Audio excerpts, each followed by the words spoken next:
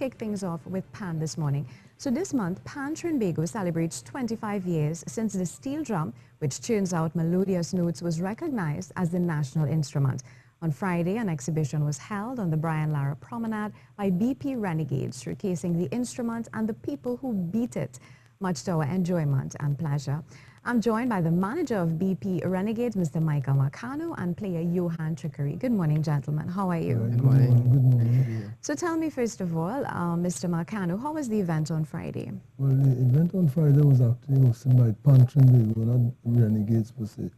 It was hosted by Pan Trinbago, and it was good because exhibition is always forms a good reference point for younger people to know where we came from.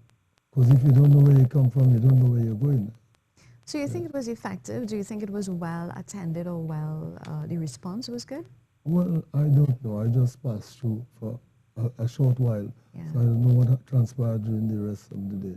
Yeah. So you mentioned it's a good initiative to have exhibitions of this nature.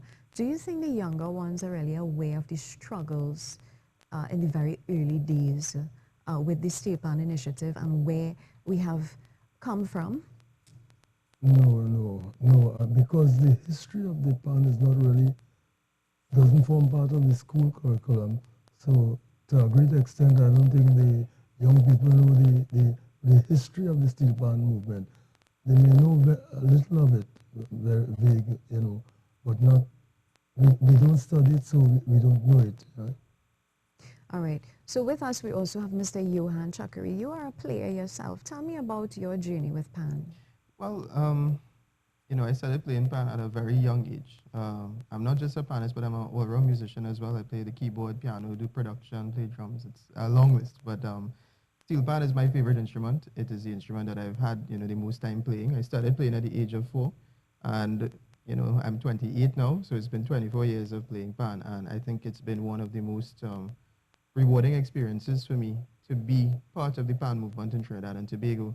I want to echo something that Michael was just saying, and luckily for me, I grew up very close to Phase 2 Pan Groove Spaniard. I live in Woodbrook, and so that's ingrained in my soul. The music, hearing the music, being in the Panyard from a young age, fortunately having parents who, regardless of whatever stigma that the band may have had early on in the 90s or the early 80s, that they're willing to take me to the Panyard as a child and see the Panyard and listen to the music and that sort of stuff. So, he raises a great point there about education, because I don't see the history of steel pan, I don't see the struggle, I don't see even how a pan is made on the education syllabus. Now, I could be wrong, because I haven't seen the education syllabus in a little while, but I mean, I think if we don't know our past, we really don't know where we're going. How do we encourage the young people to get involved in pan if they don't know about it? How do we make it attractive to the young people?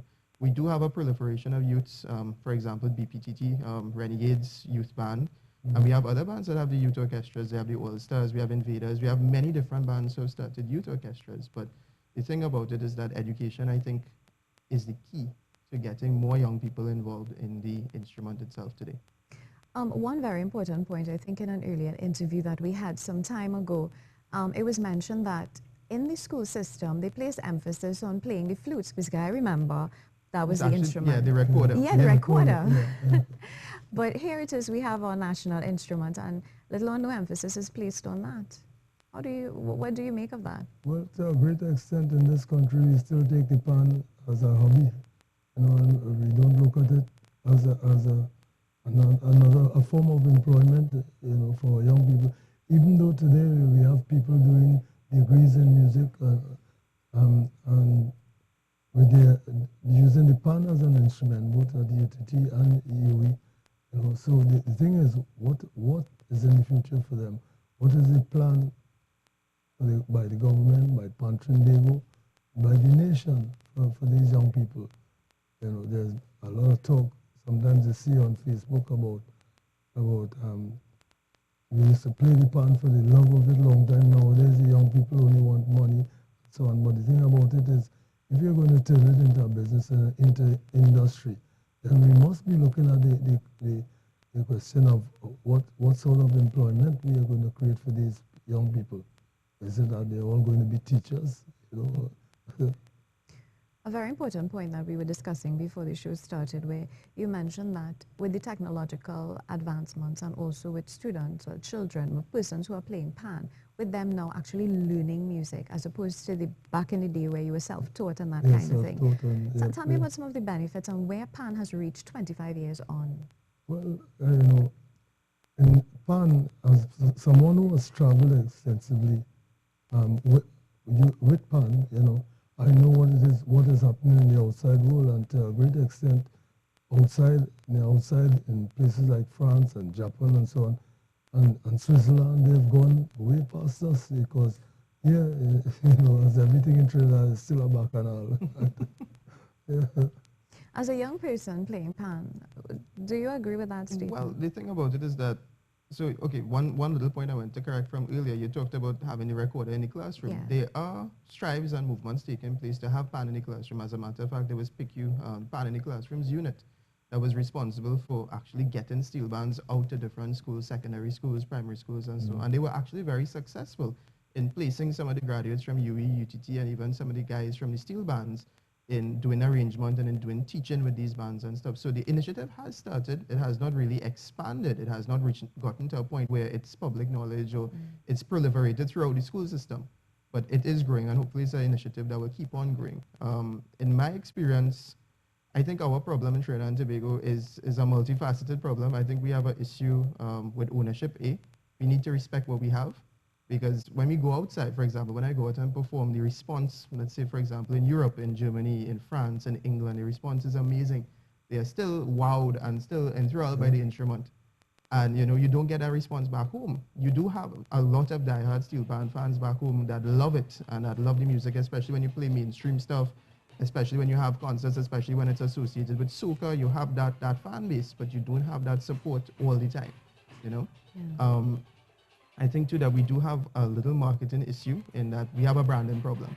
A lot of people, when they see me perform, it's like, oh yeah, you're playing that Jamaican instrument, and I have to stop them That's my next question and to you, correct them and yes. say, well, this instrument was actually created in Trinidad and Tobago. So I think we have a big branding issue.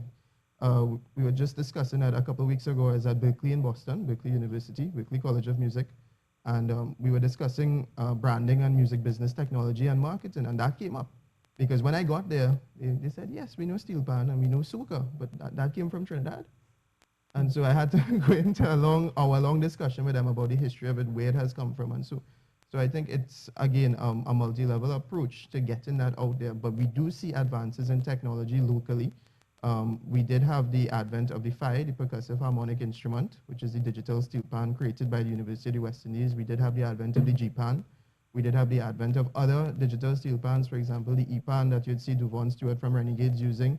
We do have the advent of Indigisounds, which is another company that I'm actually involved in, where we do digital sampling of the steel pan and other acoustic instruments, giving the producers hands-on interaction with the right sound, the right acoustic sound of the instrument. So there are technological advances taking place, but maybe, I mean, when you look at the age of the instrument and when it was created to now, there's a very short time, you know. But in a world today where the borders are shorter, where technological advances are in place, you would expect to see more development. And I think, you know, everybody has a role to play, from the education to the marketing to the business to everything. So I hope to see continued development. Now, would you say that you have a future in pan? Well, I guess with all these developments that you just mentioned, so your future in pan looks very bright. Well, I think the future in pan is not just about playing or being a musician and performing and touring and stuff. I think it's, again, a multi-level approach where it has to include, you know, manufacturing of the instrument. One of the biggest steel drum manufacturers or steel pan manufacturers is actually a company called Panyard Incorporated. Panyard Incorporated, these guys came to Trinidad in 1996 from the US, and they looked at everything and they established their own pan factory in the US. And so, you know, this was 20 years ago almost, and this is a thriving business now that supplies universities throughout the US with all their steel pans. So it raises the question now, we also have Ellie Manet steel drums in Virginia, in West Virginia, that has started to do the same sort of thing. So it raises the question, yes, we do have small pan manufacturers. We have guys who are exporting. We have Gil Pans, we have Anthony Duncan. We have lots of people and entrepreneurs who started in building pans and exporting and so on, but we don't have, again, that cohesive approach. If I'm a US customer, Where am I going online to purchase a steel pan? Where am I going to buy accessories? Where am I going to buy a pan stick? I quicker go to Panyard's website because it's available. There's an e-commerce platform. So, we have to think about how are we moving pan into the 21st century? How are we bringing it into the technological age? How are we putting it in the hands of new music producers? How are we bringing it to the table in different forms for popular artists to take on that kind of thing? All right. Now, Mr. Marcano, when you hear young men like Mr. Johann here talk about pan and his passion is obvious, how do you feel looking back? Do you think pan and the future of pan in Trinidad and Tobago is in good hands? Well, from what aspect of good hands? Good hands in terms of the young people, Yes, the future, right, the future of and what pan. is being done in the university, GGT, Yes. and so on, and the numerous projects, initiatives that have been undertaken by various people. But as Johan was saying, it's sporadic and it's not coordinated, and we need to look in that way. We need to look at it as a business, as an industry, rather than a hobby as it was previously. Do you think government is supporting this initiative enough? No, definitely not. I don't think that the approach by government is one. A lot of talk. You have a lot of talk from previous governments, this government, and so on, all about diversifying the economy and using pan and so on. But it always comes down to just talk. At least that's how it appears right now. Panorama, do you think it's still relevant? Well, the thing about Panorama, we have had about 54 years of Panorama, and I believe that in life, the only thing that is constant or permanent is change. And I think that Panorama itself is important. It's a national festival, but I think that it's becoming stale, because it's basically, since in 54 years, the only change we have had is the introduction of different categories. I think we got to look at it. We got to examine what's happening now. When you look at Panorama, for instance, the only Panorama show that sells out right now is the Savannah Party. The finals is, the seats are empty. Why do you think that's the case? Because I think, we have not developed the product. We're still back in 63, giving us a few years, and what the state of the economy right now, what happened is Panorama has become a hustle for some people, and it's become boring, and same thing, same old, So a brand new look has to be taken of it now. I don't claim to have all the answers, but what I do know is that doing the same thing over and over and expecting different results is madness. Right? How do you respond to that, Johann? Having played, my first Panorama was in the year 2003 with Phase 2 Pan Group, and I continued to play with them for 14 years. We had 5 Panorama wins, and Panorama is what brought me out to be, I think, the musician that I am, that rehearsal and that involvement and that in-depth preparation.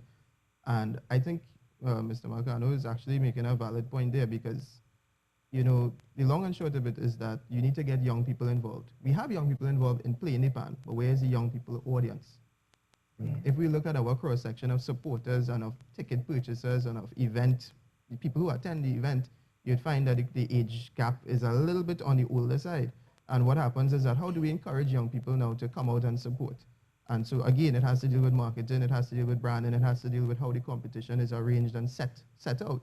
I think what happens is that, think about this, for Panorama semifinals, we have, how many bands we had this year for Panorama semifinals?